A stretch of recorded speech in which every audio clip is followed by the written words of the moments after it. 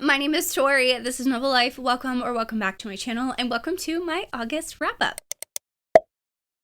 So the pink pumpkins are back. It is officially fall time in my house. I just decorated today. I'm filming this on the last day of August at like 6:30 at night, and I have my Ghosting You for Romance Books t-shirt. I don't remember where I got this. I'm so sorry. I think I got it as a gift for my birthday one year from someone. But yes, the pink pumpkins are back.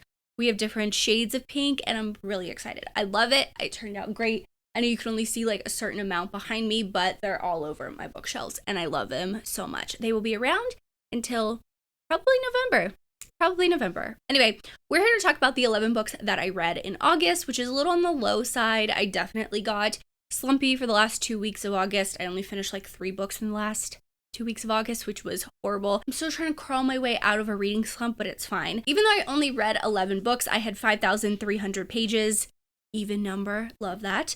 I read 0 physical books. I had 3 ebooks and 8 audiobooks. I had 2 historical fiction, 5 fantasy romances, and 4 romance books. For a breakdown of star rating, I had 2 5 stars, 1 4.5 star, 4 4 stars, 2 3.5 stars, and 2 3 stars. So all of that, not including I had 3 DNFs. Yeah, I DNF'd 3 books this month. To start off this wrap up, I finished out a series that I'm so excited that I was able to finish. So I finished the Plated Prisoner series. I finished Gold and Goldfinch.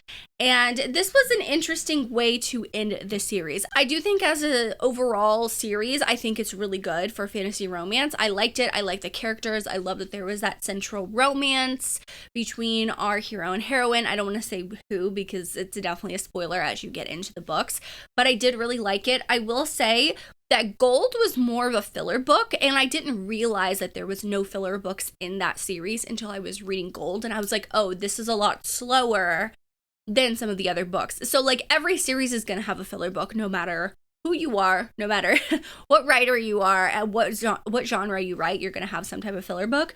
So like this one I wasn't mad at. I gave it 3.5 stars just because it is on the slower side. And then Goldfinch, I ended up giving that one 4 stars. So overall, I think this series as a whole, I ended up giving like an average rating of 4 stars between all 6 books. So I think it was a good series. I'm really glad I finished out this series this year. I did really enjoy my reading experience. If you can listen to the audiobooks, definitely listen to the audiobooks because that's how I did it, and I really enjoyed it. Then I listened to the audio of The Night Prince by Lauren Palperin. I'm pretty sure I'm pronouncing that wrong. Now, this series got traditionally picked up, so the covers are changing. I do not have copies on my shelves because I do want to wait till the trad books come out and see what they look like and get them so they all match, because I'm really tired of getting indie books and then the covers changing and I have to spend more money on the trad book. You know what I mean? Anyway, a whole rant I can get into. But I ended up giving The Night Prince 4.5 stars. I really, really like this book. I have a certain character that is my personal favorite.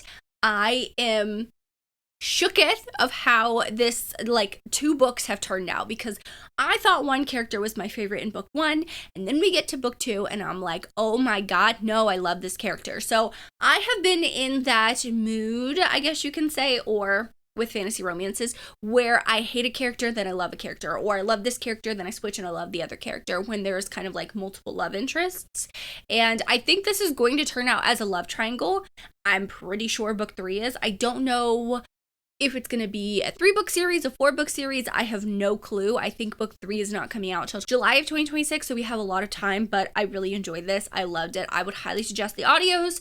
So good. The narrators are so amazing, and yeah, it's a really good, I would say it's fantasy, but it's a mix of like kind of paranormal too, because they're wolf shifters, and the world isn't like the most massive world building, so it's very easy to digest, if that makes sense. So it's really easy to get like looped into the story and all of that stuff. So I would highly suggest, if you're new to fantasy romance, definitely try out this one. The next book I read was The Book of Lost Hours by Haley Gafilso. Now this came out at the end of August. I think it came out on August 26th. So I was able to get an early copy from Atria, so thank you to them. I ended up giving this like 3.5, 4 stars. It was an interesting read. So this is more historical fiction, but I want to say it's kind of like magical realism, I guess you could say, or it has this like magical twist. It kind of reminds me of the Midnight Library by Matt Haig, which they do say that if you're fans of that book, you would like this book, and I highly highly agree with that, but the whole like concept of it is totally different. So in the Midnight Library, basically when someone commits suicide, they get thrown into the Midnight Library and they can like go through all of their memories or like choices that they made, and like they can open a book and see if they went this way instead of that way, what their life would be like, if that makes sense. This is more set in a historical time, like the concept. So basically there are across the world these timekeepers, and they can go into like the time space, and I think that's what they call it. Yeah, it's called the time space. And basically it is this massive library of every piece of history imaginable, and it's written by all these other timekeepers that are across the world, basically. So you see in World War II, our female character, one of the female characters we're following, she is young. She's like 11 or 12, and her dad is a timekeeper, and he is like trying to get his family out of Germany. So he's in contact with someone from the US who's a timekeeper as well. And when the German soldiers come to his door, he puts his daughter in the time space to keep her safe, and they end up killing him. This happens so early on in the book, and you see her life in the time space and how she's kind of like discovering it, what it all is, and she's learning that Germans are coming in and destroying pieces of history, like burning pages, so the world doesn't know what's going on. And I think that's really relevant. And then you see it's like 1950s, like late 1940s, 50s, around communism time, where the Russians are going into the time space and doing that. And you see we're following a female character in the 50s, and you see that she is learning that her uncle was a timekeeper, and there's like all of this stuff going on, and there's this like whole department in the United States dedicated to that. I actually really enjoyed this book. It was interesting. It kept my attention. I physically read this on my Kindle. I had an ebook art copy too, and I had the best time with it. I think it was really good, really powerful, and one that I would, like a historical fiction, I would recommend, because it takes it to a different, it like turns, it's like a whole different type of historical fiction read, and I actually really liked it because there was times in history that were talked about. And then I listened to the audiobook of Left to Forever by Tara DeWitt, and I gave this 5 stars. So this audiobook's only 9 hours. It's relatively short. I got this from Aardvark Book Box. It was in my July book. It was in my July box, if I'm not mistaken. And I really love this. I am a sucker for a second chance romance, and that's exactly what this book is. I love when a couple they get married young and they end up divorced or separated and they come back together. And that's what happens. So they have a child really young at like 17, 18 years old, and their whole lives have been dedicated to their son and raising him and giving him the best life. And you see that he is 18 now, but like when he was 14, 15, they get divorced. And they kind of go their separate ways, and they really haven't talked. They remain amicable for the sake of their kid, but they don't really have a relationship past that, and that's really hard when your best friend and partner, you like don't talk anymore. So now that he's going to college, they go on a road trip together. They're reconciling their relationship, where they stand, how they feel. It's basically one of those books where they had to find their selves separately, so when they come back together, they have a better and stronger relationship, and I love the talk of that. I think this worked really well for me.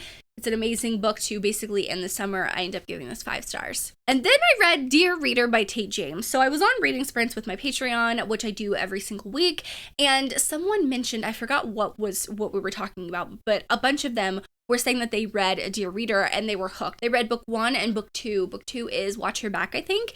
And I was like, the way they were describing this, it's a Why Choose secret society. I was like, I'm all for this. Give it to me. Okay, I need this. And I started listening to Dear Reader, and I listened to it within like 2 days, basically. Like within 24 hours, I was finished with this book. There are major triggers in this book. I just want to say that because the ending definitely took me by surprise, but it was a very interesting book. And yes, I say Why Choose, but I like Why Choose romances where in books 1 and maybe even book 2, we get to learn about the different guys that she's having a relationship with. And maybe that starts off as friends, maybe that starts off as enemies, maybe it starts out as friends with benefits or anything like that. And that's kind of the vibe you get in book 1. Now, I do have books 2 and 3 on my TBR for September. I am so excited. Book 3 comes out in September, in the middle of September. And I have the audiobook of book 2. With that cliffhanger, book 1 was really brutal. And I was like, okay, I need time to process, but also I want to wait till closer to book 3 because I know the cliffhanger of book 2 is even more brutal. So I've heard. So I overall really enjoyed this. I ended up giving it 4 stars. It's very fast paced. There's a lot going on, and I'm very intrigued with the world. And I had the best time reading it. I listened to the audios. The audios are really good. And then I read Lucky Shot by Rebecca Jinchak. This is her newest release. It is a book 1 in the Moonshot hockey series. I'm so excited that's finally released. It just came out at the end of August. I love this cover. It's so gorgeous. I loved this book. This is one of my favorite books that Rebecca's written.